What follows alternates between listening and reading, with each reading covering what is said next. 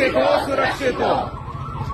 Hello guys, माय India news या चॅनलवर तुमचं स्वागत आहे। आणि आज आपण या ठिकाणी आलो आहोत न्याय हॉस्पिटल। या ठिकाणी डॉक्टर, सिस्टर आणि वर्कर सगळे कर्मचारी न्याय मिळवण्यासाठी उभे आहेत।